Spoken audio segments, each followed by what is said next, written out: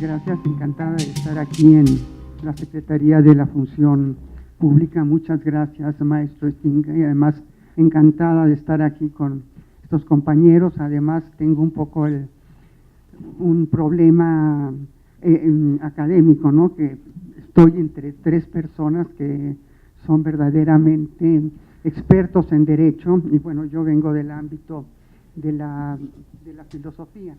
Entonces, yo lo que quería, hice un trabajo, pues obviamente no lo voy a leer, pero más o menos explicar en qué consiste desde el punto de vista ético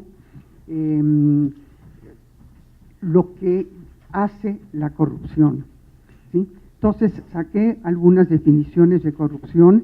En todas existe un elemento que dice justamente de cuando una función pública, un funcionario público, ejerce poder sobre unas personas, ¿no? Y se sirve, digamos, de algunos de ese poder para tratarlos de determinada manera. Entonces, yo cuando vi la palabra de la función y la ética y el concepto sobre todo de persona, lo que hice fue lo siguiente, es decir, ¿qué le pasa a las personas? ¿Qué nos pasa a los ciudadanos cuando nos encontramos con actos de corrupción? ¿Qué significa que hace un régimen corrupto a los ciudadanos? Entonces, saqué un poquito de la historia de la filosofía, que hacemos mucho eso, y creo que el referente más directo en este sentido es Kant, porque Kant tiene una formulación que es muy interesante sobre el trato que se les debe dar a las personas. Y ese trato que se le debe dar a las personas consiste en no solo tratarlos como medios, sino también como fines. ¿Qué quiere decir esto? Voy a poner un ejemplo muy trivial. Si yo voy a un restaurante, una persona se acerca, esa persona, pues en ese sentido yo soy medio para él y él es medio para mí, ¿sí? Pero justamente tratarlo como fin es tratarlo como persona. ¿Y qué voy a esperar con esto? Que no me aviente los platos, pero yo también que no le aviente los platos de regreso a él, ¿no? Ese es el sentido de la finalidad. A partir de Rawls, me vengo ya, digamos, al siglo XX, y también una formulación muy, muy poderosa va a ser la que nos da John Rawls y un actor contemporáneo que se llama Thomas Pogge sobre lo que es la dignidad de los hombres. Digamos que a partir de la formulación de Kant se pueden extraer tres elementos muy importantes. Un elemento que es la dignidad de los seres humanos, el respeto que le debemos a los seres humanos, y luego traigo como otra idea de un autor que ha sido menos famoso que lo que es Rawls, que se llama Mijaíl Margalit, que tiene un libro que se llama La sociedad decente. Entonces veo el concepto de dignidad. Los autores que lo han tratado, lo que comentan es que es un concepto inherente de los seres humanos. Esto lo tenemos de veras que concebir, ¿sí? Tanto en el trato que les damos a las personas como en cómo nos sentimos nosotros mismos, ¿sí? Entonces la dignidad es, repito, algo inherente, no es algo que tengamos que ganar, no, lo tenemos por ser personas.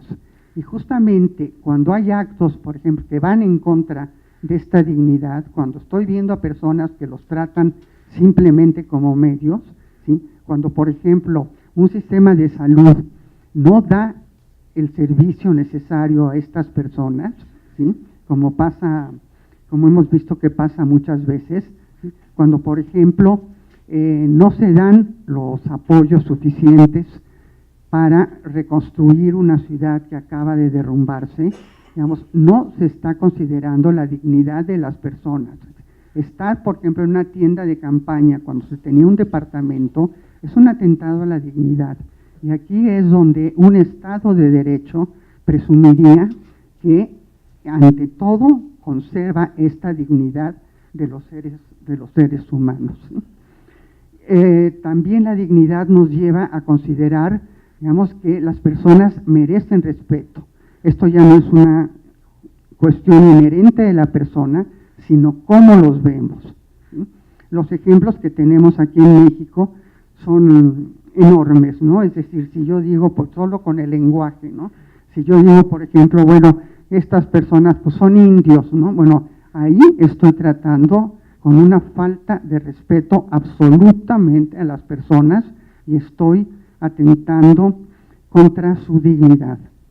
El último concepto que les decía yo de este libro, de este autor, Avishaid Margalit, a mí siempre me ha parecido muy interesante. Él escribió un libro que se llama La sociedad decente, ¿sí? Y lo que sostiene él, la sociedad decente, es que una sociedad, antes de que ser justa, tiene que ser decente. ¿Qué quiere decir que una sociedad sea decente? Y lo que quiere decir la sociedad decente es que no humille. Y lo que nos dice, que él tiene como trasfondo el holocausto, ¿no? Pero lo podemos traer a nuestros casos. Lo que dice, bueno, después de todas las humillaciones que hubo en el holocausto, por ejemplo, no sé, dejar a las personas en un estado de desnudez, ¿no? Imagínense lo que eso significa, ¿sí? Es una falta a la dignidad de las personas, es una falta de respeto y además es una sociedad que humilla. Pero dice una cosa que es muy importante, dice, antes de considerar, vaya, claro, lo peor a la humillación es la muerte. Entonces ahí nos ponemos a ver lo que tiene que ver la corrupción.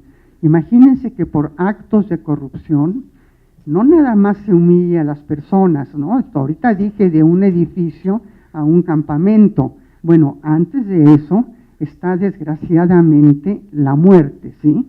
Y no podemos negar que la corrupción es un elemento de ciertas instituciones que pasan por varios grados. Primero, muchas veces provocan la muerte, el caso del socavón, ¿no?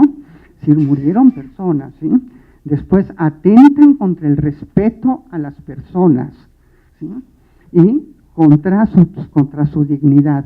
Entonces creo que ese es el problema ético fuerte que tienen los actos de corrupción, que es tratar a los individuos solo como medios y quitarles esa posibilidad de finalidad, ¿sí? Que obviamente es lo que tenemos que hacer, ¿sí? Todos somos fines en nosotros mismos y tenemos que comportarlos como tal, y por eso tenemos que actuar en contra de los actos que atenten contra la dignidad, el respeto, la humillación y hasta la muerte. Muchas gracias.